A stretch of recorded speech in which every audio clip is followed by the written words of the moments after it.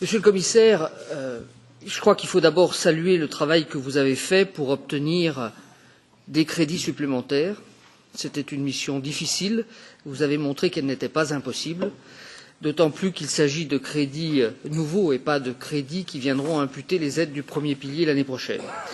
Vous nous annoncez une modification des actes de base, notamment pour aller plus loin dans les outils de gestion de crise. Je pense que nous pouvons qu'accueillir favorablement cette proposition, puisque je rappelle que le Parlement, en 2013, voulait aller beaucoup plus loin que le Conseil sur ces questions. J'ai dit depuis longtemps que le lait non produit est celui qui nous coûte le moins cher à réguler.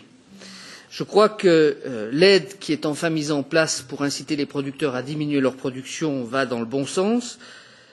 Je crois avoir compris que les 150 millions sont réservés à ceux qui, à partir de maintenant, vont limiter leur production.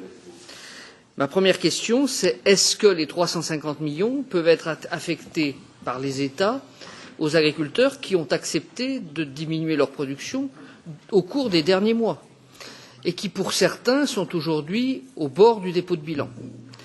Je crois personnellement qu'une aide à la cessation d'activité laitière, notamment de ceux qui sont près de la retraite ou des agriculteurs qui sont en très grande difficulté financière et qui ne pourront pas redresser leur situation, aurait permis à beaucoup de retrouver une vraie dignité. Et je continue à militer dans ce sens. Enfin, dernier point, je vais en terminer, Monsieur le Président, l'impact de la crise laitière sur le monde de la viande. Comme l'Irlande, la France a un troupeau spécifique de bovins viande, de vaches allaitantes. Aujourd'hui, en France, nous estimons que 50 000 vaches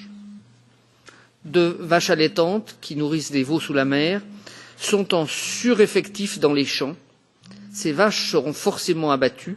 Nous devons anticiper une crise de la viande, malheureusement, qui est concomitante à la crise du lait.